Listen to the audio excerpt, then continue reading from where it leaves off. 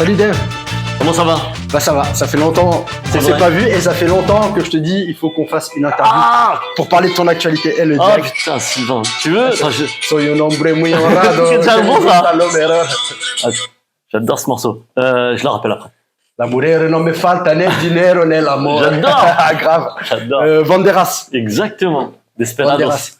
Desperados. Ouais Dave, ça fait longtemps que je voulais faire une interview avec toi parce que j'aime bien parler de l'Est parisien et de nos gens plus particulièrement parce que c'est la ville dans le coin où moi je me sens le mieux parce que c'est une ville que j'ai choisie. Et puis j'aime bien parler des personnes qui créent des choses. Yes. Pour créer, toi tu crées, tu passes ta vie à créer. Ouais. Je passe mon temps ici. Ouais. Essayer de créer. Et donc voilà, je fais plein de choses. Depuis combien de temps on a la chance de t'avoir à nos gens? Pour ceux qui te connaissent pas, je sais Là, pas je suis à l'atelier, il a 10 ans. Depuis là, cette année, il a 10 ans. Dans les premiers temps, en fait, je me servais de l'atelier pour faire. Je faisais des ateliers avec des enfants, je faisais des trompe-l'œil. En fait, je me servais des murs pour peindre des trompe-l'œil sur de la toile. Et tout doucement, je crois que c'est à partir de 2014-2015 où j'ai commencé en fait à produire mes tableaux, donc à faire des œuvres sur toile et de commencer à les vendre grâce aux réseaux sociaux en fait au départ, puisque ça amène une visibilité assez folle. Donc ça c'est plutôt cool. Et puis voilà, ça de fil en aiguille, j'ai construit ici à Nogent et on me connaît plutôt pas mal à Nogent, donc c'est plutôt cool. Ouais, les gens te reconnaissent. Ouais, enfin reconnaissent, on s'en fout, mais qui me connaissent, c'est déjà pas mal. Qui te connaissent, ils connaissent ton travail. Et le premier tableau que t'as vendu, c'était quoi alors? La première toile. Comment on dit toile, tableau? Ouais, une toile. Ouais, j'avais fait une toile. En fait, c'était un ami qui m'avait commandé un lion. Il faisait 100 par 100 avec un gros visage de lion très coloré. Et quand je l'avais mis sur les réseaux, en fait, ça avait beaucoup plu et ça m'a apporté beaucoup de visibilité. Et je me suis dit, bon, on va continuer. Donc chaque semaine, j'avais produit comme ça. Je produisais un nouveau tableau avec un nouvel animal et tout. Et je voyais en fait l'engouement et les gens qui te suivent et qui te donnent. En fait, ça te donne de la force pour continuer et de proposer à chaque fois des nouveautés et tout. Et ouais, ça pousse quoi jusqu'à en arriver là. Donc c'est plutôt cool. Ouais. Et c'est ton ami qui t'a donné de l'inspiration en fait. Non, c'était en fait, j'ai des dossiers dans lesquels je vais ranger des idées en fait qui traînent sur internet. J'ai plein de choses, plein de dossiers et de temps en temps je puise comme ça dedans en me disant tiens ça pourrait être pas mal, mais je le remets à ma sauce. J'essaye de faire en sorte que ce soit ma propre image et de là l'inspiration en fait elle naît chaque jour. Je sais pas ce que demain ce sera, mais à chaque jour il y a des nouvelles choses.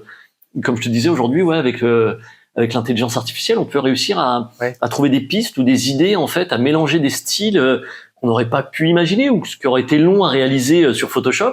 Donc je m'amuse un peu avec ça et puis le résultat il est pas mal. Là, il m'arrive de réaliser quelques toiles comme ça avec la base de Midjourney et puis après ensuite les peindre quoi. Donc ça c'est plutôt cool. Ouais. À trouver de l'inspiration parce que les gens justement là on en parlait ont peur de l'intelligence artificielle. Ils en ont peur et justement les métiers qui disent en voie de disparition, c'est tous les métiers créatifs. Ouais. Et toi, t'es l'exemple que pas du tout et que ça peut justement t'inspirer à te permettre d'aller plus loin ou avoir des idées. T'allais chercher avant finalement, parce que c'était la même chose, sauf que t'allais fouiller dans des magazines, dans des sites. Ouais, exactement. Et là, ça vient directement à toi dès que t'as l'idée. Oui, on a l'idée sans essayer de la cultiver et de la chercher en fait, même sur se servir comme un outil. Je pense que les gens ont peur en fait de ce qu'ils ne connaissent pas et il faut, à mon avis, il faut pousser le truc, s'y intéresser et de voir comment cet outil en fait peut vous apporter du plus dans votre travail, que ce soit dans n'importe quelle création. Et aujourd'hui, on le voit. Donc après, moi, je suis indépendant, donc c'est mon job, c'est mon travail. C'est pas comme si un patron, je dépendais de quelqu'un et qui pouvait se servir lui de cet outil pour le faire. Moi, je me sers de ça. En fait, c'est un petit plus pour mes créations, pour mes maquettes, et puis ensuite il faut le faire à la main. Et je vois des robots arriver en fait qui commencent à peindre. On n'en est pas encore là à la main de l'homme, et je pense que la valeur ajoutée aujourd'hui, et grâce ou à cause de cette intelligence artificielle, je pense que c'est la main de l'homme qui, pour le moment, est pas remplaçable. C'est la main ou l'émotion?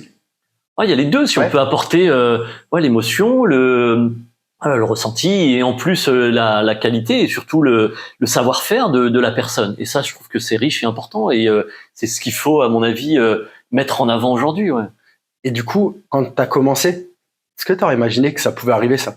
Que tu allais pouvoir être aidé par de l'intelligence dans quelque chose qui est dans une boîte? Non, je l'ai pensé il y a pas très longtemps. Je me suis dit, mais si j'avais pu croire ou imaginer qu'un jour, en fait, une machine, elle puisse, parce que il y a eu des balbutiements comme ça où on voyait il y a quelques années, il y avait des intelligences artificielles, il lui mettait en fait un paquet de tableaux d'artistes différents, Ouais. et lui, en fait, créait son propre tableau à partir de plusieurs.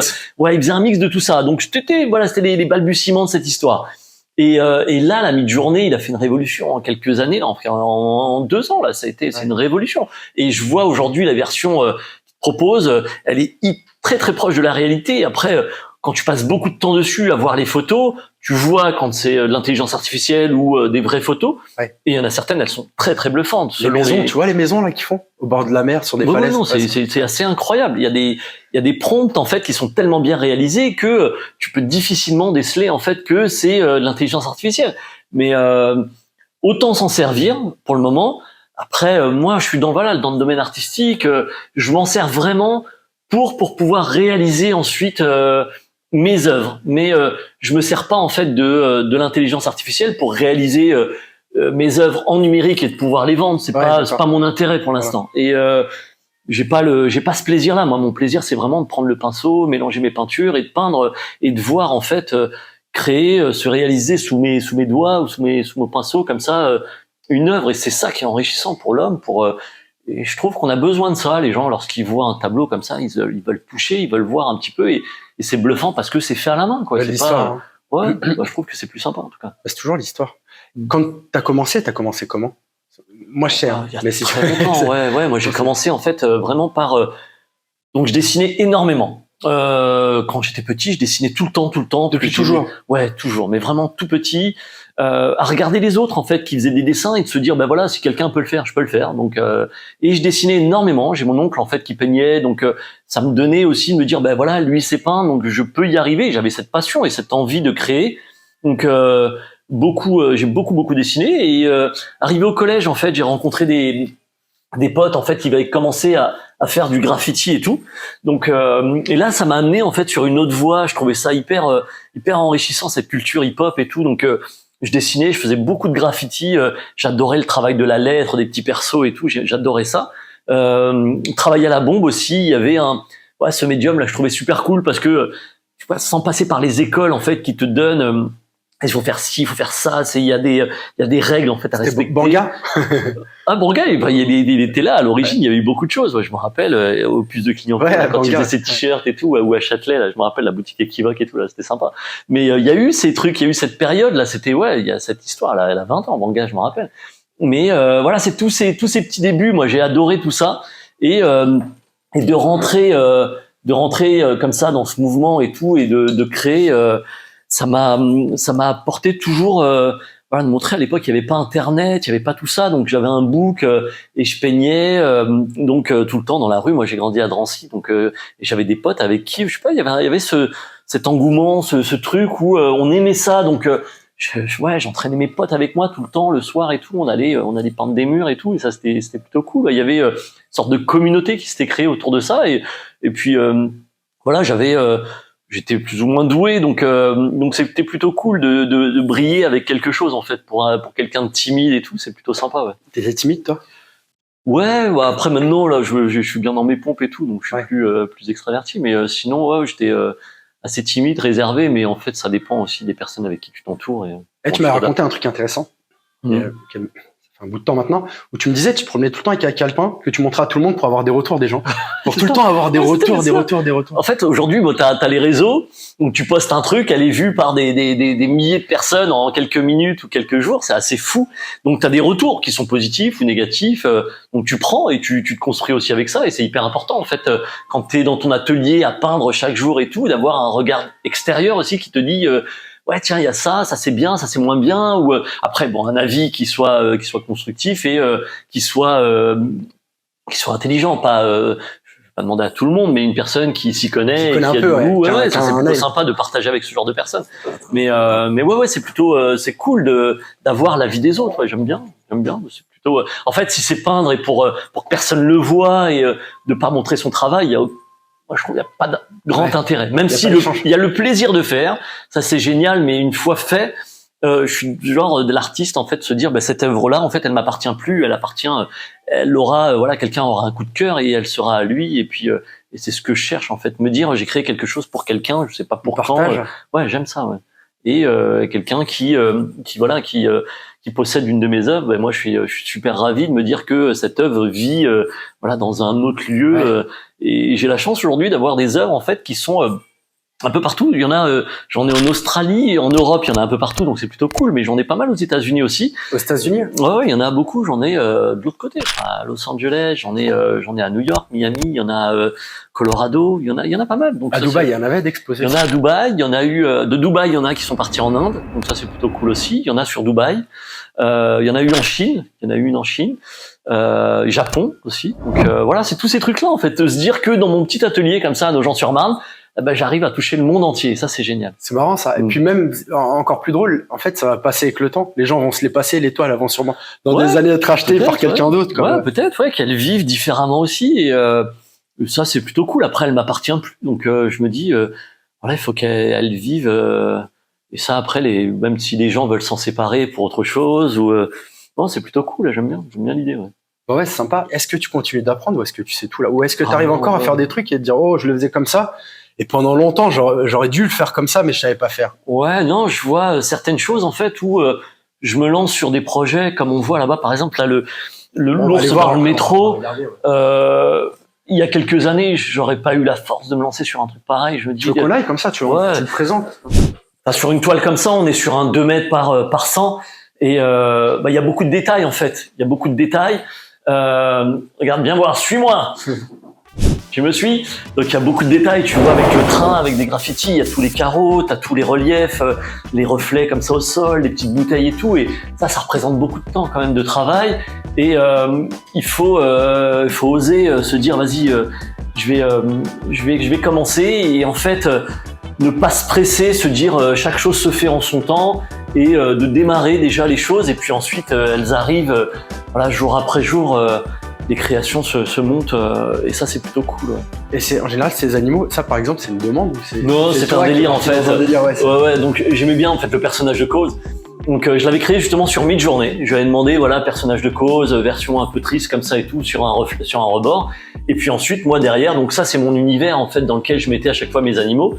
Et pour le coup, donc là j'ai fait mon graphe. On pourrait retirer le personnage de Cause et mettre un animal et on reconnaîtrait, on verrait que c'est moi. Donc le béton, c'est ta marque de fabrique. Ouais, j'aime bien. Ça j'aime bien. Et donc là voilà, c'est une petite sortie de piste que j'aime bien. Je me dire que de temps en temps aussi c'est pas mal de respirer un peu et de se dire voilà, tu pas être à chaque fois de faire des choses un peu différentes aussi. C'est plutôt cool. Ouais. Pour s'aérer l'esprit. Comme ça, ouais, l'inspiration, c'était quoi? Alors ça, c'est ma copine, c'est pas moi qui fais ça. D'accord. C'est Daria en fait qui a fait ça. Elle veut commencer en fait à faire des statues avec des tatouages. Et bon, elle maîtrise l'époxy, donc elle s'est amusée à vernir en époxy, donc ça c'est plutôt cool. Et là, c'était amusée à peindre. Donc elle voulait faire des bustes comme ça. Là, on voit Angelina Jolie sur un buste. Donc c'est plutôt mignon. Ou même là, elle a fait, tu vois, vernis à l'époxy. Donc il y a une résine époxy en fait qui vient vernir, qui donne un brillant juste magnifique. Et on a cette sculpture au fond de l'eau comme ça. Donc ça c'est plutôt cool.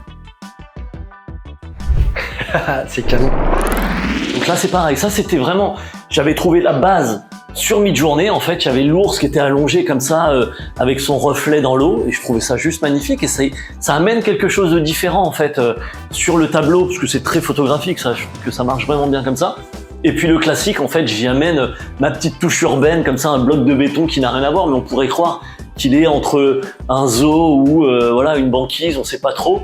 Mais voilà le mélange, comme ça, l'animal toujours posé à nous observer et se dire qu'est-ce que vous faites dans ce monde-là, putain, vous savez pas vous entendre et arrêtez toutes ces guerres. Ah, ça t'embête ça. Ah putain. Ça t'embête. Comme Elon Musk qui veut coloniser Mars, ça t'embête. Oh, ça c'est drôle. Non mais en fait, il y a tellement à faire déjà sur cette planète pour que les hommes s'entendent et que se dire vas-y, tout va bien, putain, on est bien, on a la chance d'exister déjà et ça c'est plutôt cool. Donc je sais pas, si tu vois, si t'entends les probabilités en fait pour que tu vois sur une planète en fait pour que la vie existe et de ce qu'on en fait, je trouve ça hyper triste en fait, c'est tellement dommage. Est-ce qu'il y a une toile que t'as jamais vendue et que tu vendras jamais? Y a ou pas? T'as gardé une toile depuis tout? Non, parce que Non, j'en ai la plus Ou un vieille. croquis, ou un... Non, j'ai même pas parce que la plus vieille. Alors celle-ci, elle est assez vieille, mais je l'ai recustomisée. En fait, j'avais remis le graphe en bas, mais la plus vieille, c'est fou, mais Non, t'as pas de toile. non, il y a pas ici. T'es tellement attaché que t'as dit non. Oh non. Alors Non, il faudrait que je le fasse. Il faudrait que je le fasse. Me dire en fait, je vois il y a dans mon évolution en fait, il y a toujours il y a une œuvre parfois comme ça qui marque un temps et je me dis tiens celle-ci c'est le début d'une autre évolution et évolution pas révolution mais ouais. Et de me dire voilà je les vois en fait, je les connais ces tableaux, je sais où ils sont vendus et tout, mais j'aurais aimé les conserver. Tu les vois. Non, je sais exactement quel tableau en fait m'a apporté la suite en fait à chaque fois. D'accord. Parce que j'ai des moments aussi où je vais saturer, où je vais être vide, tu vois, d'idées. Et j'ai l'impression en fait que j'en aurai plus, donc c'est assez bizarre. Et paf, à un moment comme ça, une photo, un truc, et je me dis bah tiens, ça me plaît. Non, ça.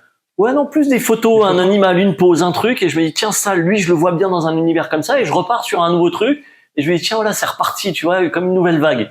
Et ça c'est plutôt cool, j'aime bien. Mais ouais, de se dire que l'inspiration elle est sans fin et que ouais, c'est de réussir à relativiser quand t'as des moments de creux, de se dire bon c'est pas très grave, c'est juste un moment où en réalité en fait tu vas ouvrir ton esprit à plus de choses et tu vas t'inspirer de différemment. Alors ça, moi j'ai aussi l'envie à chaque fois d'apporter des choses différentes, même si ça reste des animaux, mais de les mettre dans des environnements différents et ça c'est plutôt j'aime voilà explorer des nouvelles pistes comme ça. Là, ça peut être des métros comme ça. Tu me suis ou pas? Regarde, c'est ça. Donc ça peut être des choses comme ça.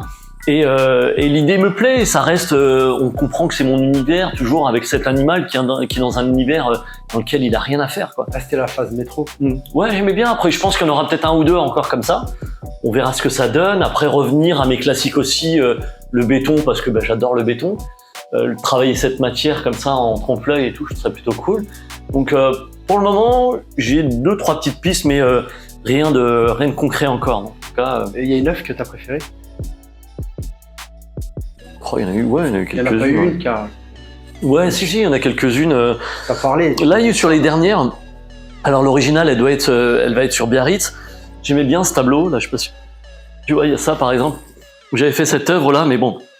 Elle mesure 100 par 100, où j'avais fait, en fait, on est dans l'année du dragon, donc j'avais fait la petite touche un peu chinoise. Ouais, c'est magnifique. Et donc ça, j'aimais bien cette œuvre avec, en plus, le graffiti en bas-relief. Ça, c'est plutôt cool, c'est différent, ça change, et ça, j'aime bien. Mais c'est toujours, voilà, d'apporter ou essayer d'avoir... même quand tu te dis, voilà, cette œuvre, je l'adore, parfois, c'est peut-être bloquant, c'est de se dire, voilà, celle-là, je l'aime bien, j'ai l'impression que je pourrais jamais faire mieux. Alors qu'en fait, il faut oublier cette œuvre et se dire, ben voilà, demain ce sera une autre, elle sera peut-être mieux ou moins bien ou peu importe, mais en tout cas j'aurais créé d'autres choses. Et puis après aussi les goûts, c'est selon les personnes en fait qui les ont. Hein, c'est pas. Ah, ça me parle ce que tu me dis. Moi je suis pas artiste, hein, mais c'est pareil. À un moment, j'ai besoin de recharger. Il y a rien qui sort. Et je recharge, je dois prendre l'instant. On s'en rend pas après, compte, tu en fait. redistribues, ouais. On se rend pas compte, on est fatigué. Ça fait flipper. Ouais, vraiment, parce que t'as l'impression d'être vidé. Mais en réalité, en fait, je vais passer du temps sur Internet à faire des choses et tout. Et au final, les idées, elles arrivent comme ça, tout doucement. Parce que je pense que t'as l'esprit ouvert, en fait, pour essayer d'emmagasiner des choses et pour une future réalisation. Ouais, c'est plutôt cool. Même là, j'avais réalisé, tu vois, des cubes à fait dans lesquels j'avais mis des animaux. T'avais eu un moment les oiseaux aussi. Là. Ouais, des oiseaux pareils comme ça, mais toujours avec la touche urbaine. Et là, j'avais mis des poissons, en fait, des combattants dans des cubes en faux béton comme ça. Ça donnait une impression de profondeur et ça, j'aimais bien l'idée, quoi. Donc ça, c'était plutôt cool. Et ton actualité, alors en ce moment, c'est quoi? Alors, je réalise, voilà, toujours mes œuvres en atelier. Là, j'ai commencé à travailler avec des nouvelles galeries comme les Galeries Saint-Martin, en fait, qui sont installées sur Megève, Courchevel, Saint-Tropez, Biarritz, Arcachon. Il y avait aussi Fine Art Sélection avec qui je travaillais sur Arcachon. Mais là, ces derniers temps, en fait, il y a eu la création du Color Festival qui a ouvert début février, qui finit mi-juillet. Donc on a, alors j'ai été en fait missionné par Combo, le directeur en fait du Color, qui organise, ça c'était la 6e édition. Il y a eu le Color Bordeaux là ce mois-ci pour le salon de Bordeaux. La foire de Bordeaux et le Color Festival donc à Champigny, c'est une maison de 300 mètres carrés dans laquelle en fait il m'a missionné, il m'a demandé en fait d'être le directeur artistique avec le thème en fait qui m'est cher, c'est la planète en danger, les animaux en fait qui sont en voie d'extinction. Ça, c'est ta marque de fabrique. Ouais, c'est un peu ça aujourd'hui. Donc j'ai appelé des amis artistes en fait qui ont accepté en fait de participer à ce Color Festival et qui ont réalisé aussi des œuvres, alors que ce soit du graffiti pur parce que c'était aussi mon origine et ça j'adore, et ou d'autres personnes qui ont joué le jeu et qui ont mis des animaux comme Dibona, One Miser. Il y a eu pas mal d'artistes et puis ça c'est super cool. Ouais. Il y a eu donc la maison de 300 mètres carrés redécorée. En combien de temps ça? C'est une question que je me suis posée. Quand vous êtes arrivé, c'était complètement en friche? Ouais, eux en fait ont eu pendant 2-3 semaines en fait, ils ont remis des coups de peinture, essayé d'avoir des préparations sur les murs et tout. On a travaillé, je sais que dans les premiers temps, alors il y avait pas de chauffage là-bas, il faisait plutôt froid là en janvier. Janvier, ouais. Ouais, il faisait froid, il y avait pas de chauffage, il y avait pas d'élec. Donc il y avait pas, on travaillait un peu dans le noir, c'était pas ouf, mais voilà, au départ, tu sais pas vraiment ce que ça va donner, t'es là, tu fais le truc. Et au final, je vois aujourd'hui depuis quelques mois là l'engouement en fait, et j'ai des retours hyper positifs. Il y a eu je sais pas combien de partout. Moi j'ai vu des vidéos des Anglais qui tournaient des vidéos. Là si tu vas, donc, tu verras sur place. Ouais. Derrière l'accueil en fait, il y a dites-nous d'où là vous venez. Il y a des gens qui viennent, alors pas spécialement pour ça, mais il y en a qui viennent d'Australie, de la Réunion, ils viennent du bout du monde en fait, et ils visitent le Color Festival. J'ai pas les chiffres, je sais pas combien de personnes ont déjà visité, mais je pense qu'il y en a déjà beaucoup, et les retours sont tous positifs, et ça fait plutôt plaisir. Il y a un truc que tu verras aussi, c'est au fond du jardin en fait, il y a une cabane dans laquelle il y a des enfants qui peuvent s'exercer et peindre à la bombe et tout, et ça c'est plutôt sympa. Donc il y a un espace au 3e étage qui est tout fluo. Donc ça c'est super cool, t'as des lumières ultraviolettes, t'as des lumières violettes là, et tu as des espaces, donc tu verras, enfin c'est assez bluffant, c'est plutôt cool et c'est immersif. Ouais, tu peux, ouais. T'as dit les enfants, j'ai le droit. Exactement, tu peux le faire, donc ça c'est plutôt cool, et tu verras en fait, il y a pas 1 centimètre carré de la maison qui est pas repeint, donc ça c'est plutôt cool. Ouais. Et là partout.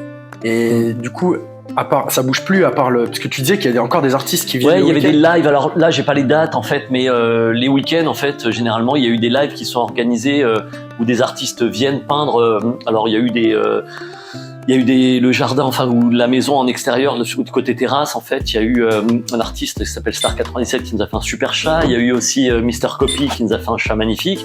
Il y a eu Rémi Circo en fait qui avait fait aussi un personnage. Voilà, il y a chaque semaine des artistes qui viennent réaliser des œuvres encore sur place, et ça c'est plutôt cool en fait.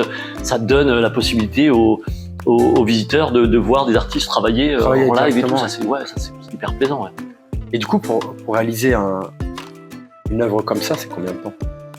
À peu près, hein. Création, tout compris. Je sais qu'avant on l'a vu, tu peux réaliser en fait, une fois que ta maquette est réalisée, si tu as le savoir-faire et la technique pour aller pour réaliser, tu verras par exemple la panthère noire qui est en extérieur, ça a dû me prendre un peu plus de 2 jours, pas plus, mais parce que j'avais la bonne technique en fait pour réaliser, et j'ai été assez vite pour le faire. Mais le tigre à l'intérieur, je sais que je travaillais en même temps à l'atelier, il faisait plutôt froid, donc j'y allais et j'ai dû mettre 4-5 jours, je crois, pour le faire, alors que j'aurais pu le faire beaucoup plus rapidement, mais après c'est aussi le temps que tu te donnes et comment tu veux pousser ton dessin en fait, ou ta peinture. Voilà, c'est de savoir là il est bien. Pour moi, je peux toujours me dire c'est jamais assez fini, c'est jamais assez bien. Il y a eu plein de reportages aussi avec BFM, France 3 et tout, donc c'est plutôt cool de pouvoir en parler sur place. Et sinon voilà, donc c'est en tout cas ça suit son cours, ça fonctionne plutôt bien. Je suis très content et puis je suis content d'avoir été le directeur artistique de ce festival qui a apporté autant de monde. Ça apporte beaucoup de visibilité. C'est nouveau un peu là, ça. Ouais, c'est bien l'idée d'une maison comme ça. Ouais, c'est génial, Maison qui est en train de mourir un peu. Ah ouais, complètement. Mais on devrait ça devrait inspirer plein de gens en fait pour faire ce genre de choses. Ouais. Après des maisons abandonnées, il y en a de moins en moins, tu vas le savoir. Il y en a quand même. Merci Dave pour le plaisir. À très bientôt. Merci d'avoir écouté ce podcast. Je sais pas combien de temps il va durer après coupure. Et je sais pas si vous aurez appris encore des nouvelles choses, mais j'ai été ravi. Merci Amika, plein de bonnes choses à vous et à très bientôt. Ceux qui ne te connaissent pas comme ça te connaissent. Yes. Ceux qui te connaissent, ça leur permet de connaître l'actualité, de voir la gueule et de voir aussi que l'IA peut être une bonne chose. Ouais, je pense que du moment. Ouais, si tu sais l'utiliser, je pense qu'il peut être un allié pour toi.